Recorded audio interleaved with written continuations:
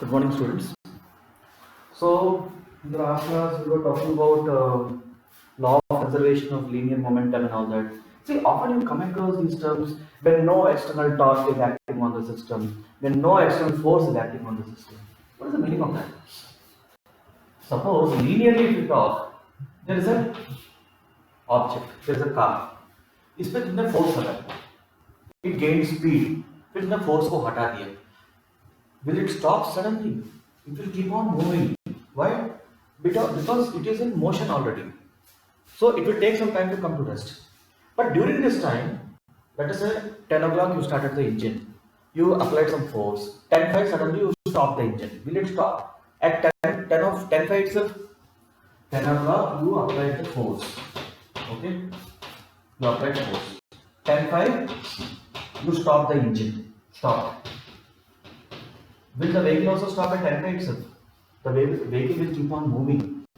Now let us say it stops at 10:07. इसके बीच में क्या हो रहा है?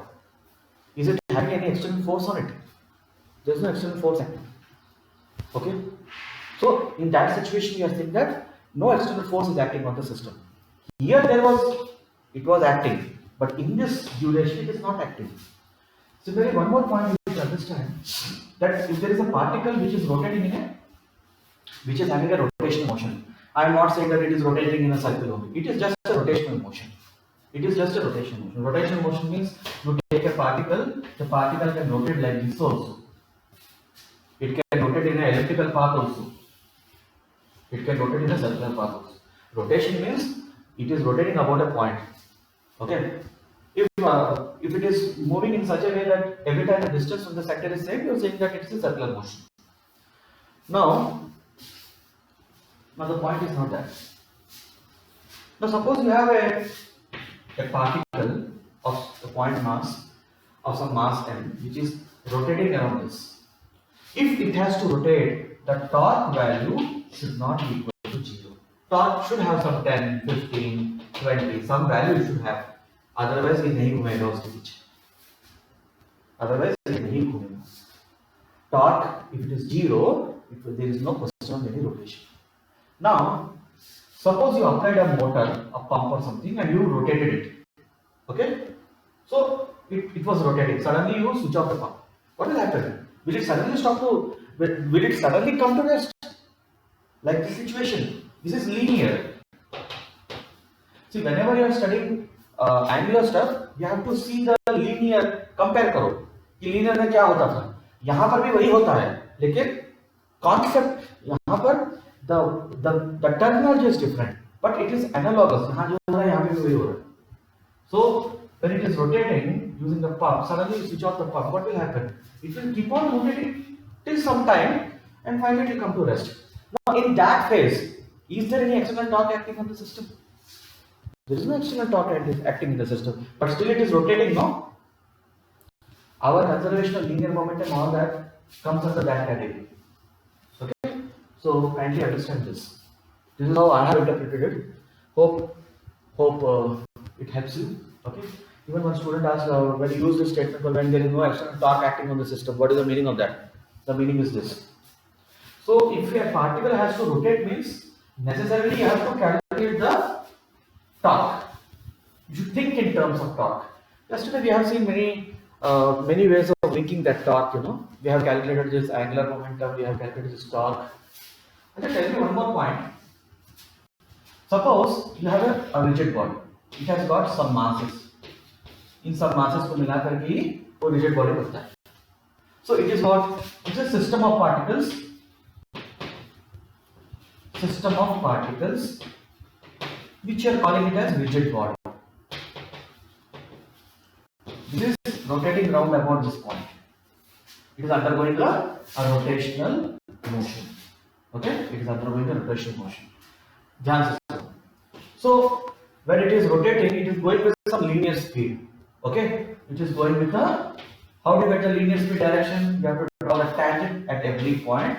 You get the linear speed direction. But it is rotating. That means it is subjected to some omega. This V and omega are interlinked by V is equal to R omega. V and omega linear to angular conversion, V is equal to R omega. Now this is subjected to this particle is going in a, which is having a linear velocity. How you get the direction? Draw the tangent at every point, you will get the direction of the linear velocity. But when you talk about this omega, you are taking this as the reference line. After some time, the particle is here. After some time, the particle is here. After some time, the particle is here. What is changing? Theta 1, theta 2, theta 3 is changing. All these things are changing when there is some angular speed. Okay? So understand the context. So now the question is, if it is having a linear speed, it will have its kinetic energy also. So when you say in a linear, when you say in a translational motion, this object is going with speed v, its mass is m. How you are calculating kinetic energy? Half mv square, isn't it? In the linear fashion. Similarly, when a rigid body or a particle undergoes a rotational motion, it will have a kinetic energy. It will have a rotational kinetic energy. It will have a rotational kinetic energy. We need to find out that. See, here there are 1, 2, 3, 4, 5 particles are there. We are talking about this whole system as a whole. This whole system has, let us say, 100 joules energy, kinetic energy. Okay. So, is it not the sum total of all individual energies put together? So, can we write it this way, that if I want to find the total kinetic energy, I will write as energy of individual particles. Okay, I can use the sigma. एक का find out करो, sigma लगाओ, पूरा का आ जाएगा. Now look at this expression. So V can be converted into equivalent angular speed. How you will convert that? Half m r square omega square, isn't it? M, what is V? R omega. R square omega square. Now इसको bracket में लगाएंगे? नहीं, इसको bracket में नहीं लगाएंगे. Bracket में यहाँ लगाएंगे, इसको ब्रैकेट में लेंगे और मैं इसको सिग्मा लगा दूंगा. I is equal to 1 to n. Does it make any sense? Suppose all the particles are going at a constant omega. So what is m? Mr square, sigma mr square. You can write here mi ri square. What is the meaning of this? You are basically calculating the individual. You know what is this mir square? Mr square. What is mr square? Is it not your moment of inertia? So this is your rotational kinetic energy. From linear to rotation we have converted. How did we convert? Understood the procedure now? So what is the equation? Half I omega square. So basically we have come like this. So you have a system of particles. You individually take the kinetic energy of all the particles and add it to get the total energy.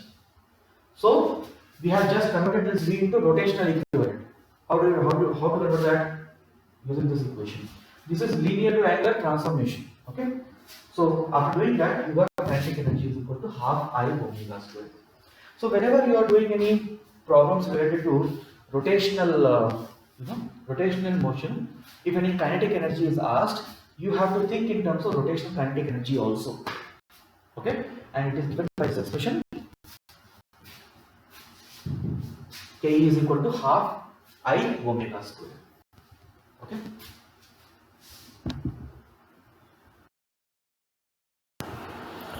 Now, based on the conservation of angular momentum, let us see the question. A horizontal disk is freely rotated about a vertical axis passing through its center. Okay? At the rate of 100 rpm. A ball of mass 20 grams falls on the disk and sticks at a distance of 5 cm from the axis. If the moment of inertia, original moment of inertia was 2 into 10 power minus 4, find the new frequency. It is looking very lengthy and all, but it is an easy question only. There is a, if you try to draw it, there is a disk. There is a disk like this. It is being rotated about a vertical axis. Okay, maybe it is rotating like this. Direction we don't know. It can be rotating like this or like this, or other way also. Now, after some time, there is a small sticky kind of a thing falls onto the disk. Where it falls here, and this distance is 5 centimeter. Okay. So what will happen when it falls on it? It will also rotate with this because it is sticking to that. If it doesn't stick to that, it will slowly slip away. So tell me, is there any external torque acting in the system? See, इसको rotate करके छोड़ दिया. It is rotating. Now something has fallen on top of it. It is also rotating with this. Is there any external torque acting on the system? There is no external torque acting on the system. So initial moment of inertia was given as I is equal to 2 into 10 power minus 4 kg meter square. Now what happened? There is an additional mass falling onto the system. Okay, so definitely the moment of inertia will change. So the moment of inertia I dash now will be equal to whatever the initial moment of inertia is there, plus this has got some mass, 20 grams. So at what distance it is? 5 centimeter square. So you have to add mr square. If 2 masses have fallen, 2m would have been. If 10 masses have fallen, 10m would have been. If यहाँ पर भी गिरा, यहाँ पर भी गिरा, यहाँ पर भी गिरा, अलग अलग जगह पे गिरा, वो सबको छोड़ना पड़ेगा, क्योंकि हमने क्या सीखा कि total moment of inertia is obtained. Total moment of inertia of the system is obtained by calculating the individual moment of inertia of the particles. Okay.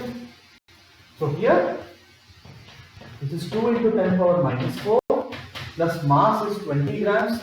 So it is 20 into 10 power minus 3 kg into R. R is 5 centimeter square. So 5 into 10 power minus 2 whole square.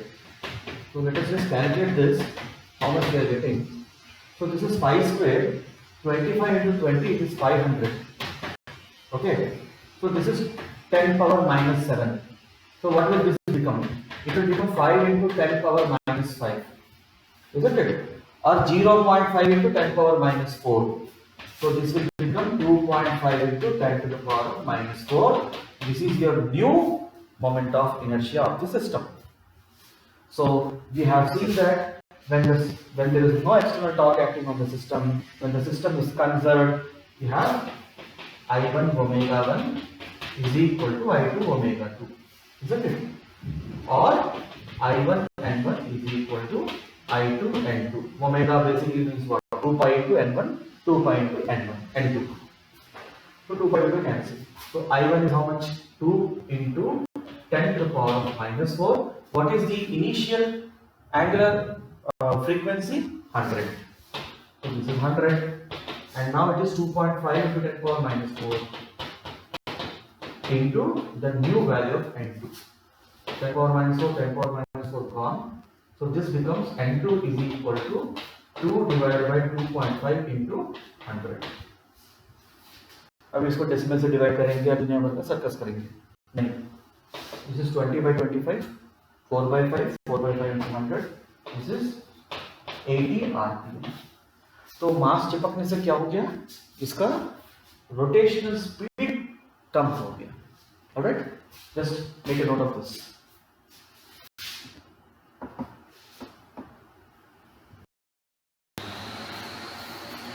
So let us move on to the next illustration.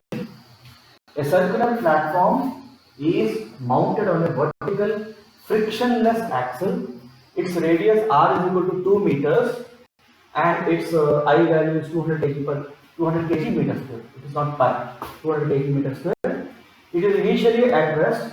A 70 kg man stands on the edge of the platform, blah blah blah, and then begins to walk around the edge at speed v0 is equal to 1 meter per second relative to the ground. Find the angular velocity of the platform. Students, if you remember, we were doing this. This is my previous videos. We were discussing about this dog and boat question. Remember that? There is a shoreline.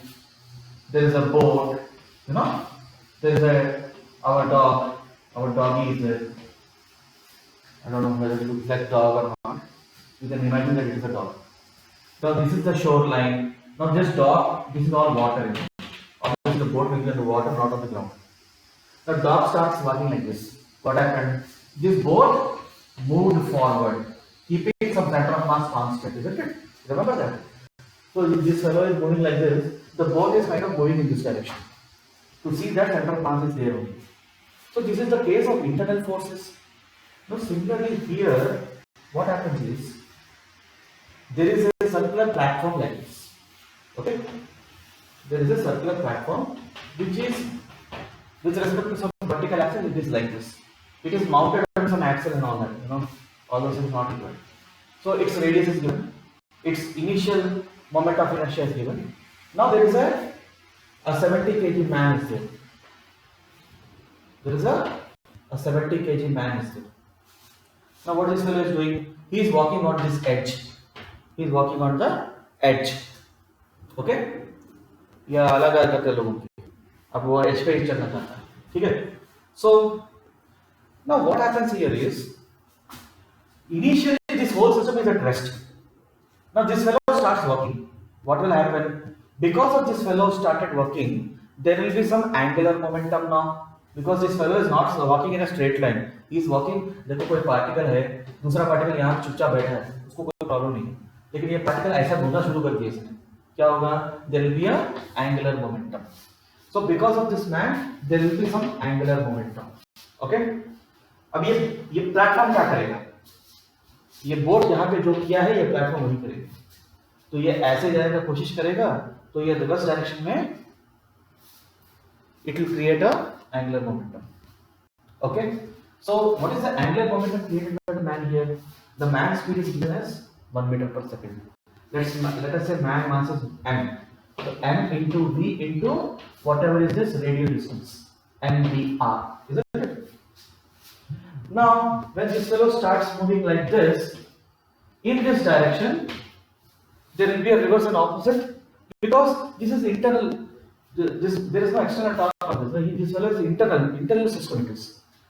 So there will be an equal and opposite angular momentum created by what? By the disk.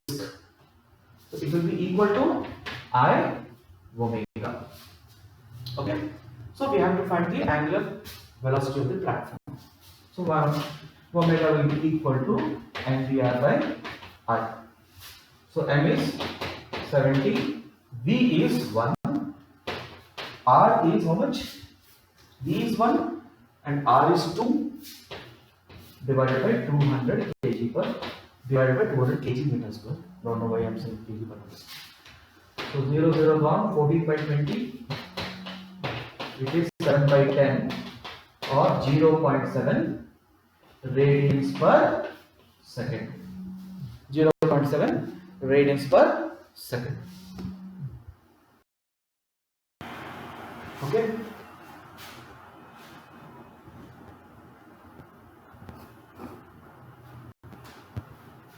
So you got the angular speed of the system as 0.7 radians per second. You see, in most of the questions, the solution will be, in fact, when you take the JEE Mains or JEE Advanced papers, even the admission committee itself says that no question has an answer which is more than half a page. In physics I'm talking about. You can pick up most of the questions, you can see. The tricky part is you have to understand what is given in the system, what concept is being tested, and how to frame your equation.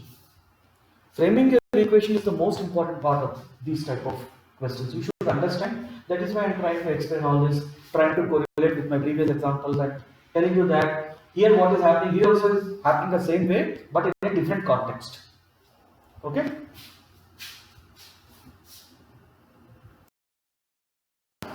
Let's say in another question, this kind of a system is given. There is a bar whose mass is 8m and it is being bombarded or collided by two particles. One is of mass m and another is mass 2m. This mass m is moving with a speed of 2v, it's a point mass, and this is moving with a speed v. So the one question asked is, what is the speed of the center of mass of the system? Now here if you see, is there any external force acting on the system? There is no external force acting on the system. So if external force is not acting on the system, then it is linear momentum is conserved. So you have to take the total momentum in the initial state and the final state, and you have to equate them. Let us say the the speed of the center of mass is v. So what is the initial momentum? If you call this as positive, this will be negative, right? So what is this momentum? M into 2v, it is 2mv. It is positive. This is minus 2mv, mass into velocity. Okay. Now initially this rod is at rest, so it is 0. Okay. This is equal to, let us say the speed of the center of mass is v. Now this speed is of which one? The whole system. इसने आके इसको hit किया, इसने आके इसको hit किया, तो total mass क्या हो जाएगा? Total mass will be 8m plus m plus 2m, isn't it? This is the total mass of the system, and this is the velocity of the system. This is how you can frame the equation. You can say this and this is getting cancelled, so v is equal to 0 you are getting. So in this situation, the velocity of the center of mass of the system will be equal to 0 when they come and hit. Alright? When they come and hit. Just note it. Let us say the same question they ask you to find out omega value. The same question they ask you to find out the angular speed. Okay. Now you see here, this is coming and hitting this metallic rod. It will try to create a. It will try to get what? It will try to create a. It will try to rotate it. No. First of all, it will try to rotate it. So it will create a angular momentum. Okay. It will create a angular momentum. So can we find out the angular momentum because of this? So what is an angular momentum? It is basically angular momentum is what? mvr. So here particle 1 is there, I will say m1 v1 r1. Particle 2 is there, m2 v2 r. This is what these particles are contributing to the system. Okay. Now this must be equal to, okay, there is no external torque acting on the system. See the previous question, the man walking on the all these things. So this must be equal to the total I of the system. That means the I1 of the mass 1, I2 of the second mass, and I3 of the rod. This is the total I of the system multiplied by omega. Okay. These particles which are coming and hitting, they are trying to rotate. What is rod will try to do? It will try to counterbalance. So here if you see, both are in the same direction. This is also making anti-clockwise. This is also making anti-clockwise. Basically both we have to add here. So put the values now. This is m1 is 2m. 2m into what is the v? It is v. I am just putting the values into distance. Into r1 means what? Perpendicular distance to the point of rotation. This is my point of rotation. Okay. From there you have to take the distance, not this point. Into a plus m2 is m, v2 is 2v into 2a. Okay, is equal to I1 plus I2 plus I3. What is I1? I1 is mr square. Okay, so I1 corresponds to mass 1. So mr square means 2m into, it is a square plus m into 2a whole square plus this is a metallic rod of length how much? 2a plus a 3a, 3a 6a. You know that it is ml square by 12. We have discussed this. Look at the list of the formula. It is passing through the centroidal axis, so it is ml square by 12. So of the rod, how much it will be? It will be 8m multiplied by 6a whole square by 12. Now this whole thing is your I value multiplied by the omega. Okay, now simplify this. 2mva, 4mva. So this is becoming 6mva is equal to, this is 2 plus 4, this is 6, and this is 8 into 36 by 12. So it is 12 3s are 24. 24 plus 6, 30. 30 multiplied by m multiplied by a square and multiplied by omega. Right? So cancel out m. and one A goes. So omega is equal to, so this is 5 times. Okay, omega is equal to V divided by 5A. Am I right? There is V left over here and there is one A left over here. So omega is equal to V divided by 5A. Some speed is there, some A value is there. That means omega is not equal to 0. So in this case, what is happening? It's a case of pure rotation. Here rotation is happening. Okay. There is no displacement of this rod. ये rod यहीं पर है, लेकिन यहीं पर वो ऐसे घूमने की कोशिश करेगा. क्यों करेगा? क्योंकि इसको कुछ ना कुछ ओमेगा भी क्या है. So he is asking you, let us find the kinetic energy of the system. So kinetic energy of the system कितना होता है? Kinetic energy total is equal to kinetic energy translation plus kinetic energy rotation. ये तो है ही नहीं. तो kinetic energy rotation half I omega square. What is I value you have calculated? This is the I value 30 m a square. Okay, half 30 m a square multiplied by omega square. You have just worked out v square by 25 a square. Now just simplify this. A square gone. So 5 5s, 5 6. So 6 divided on 2 3s. Right? So it is 3 divided by 5 mv square. That is your answer. This is your kinetic energy in joules. You calculate kinetic energy for rotational part, you calculate kinetic energy for the translation part, the unit will be joules only. Okay? So this is how you have to do this question. So we will see some more in the next class. Take care, bye.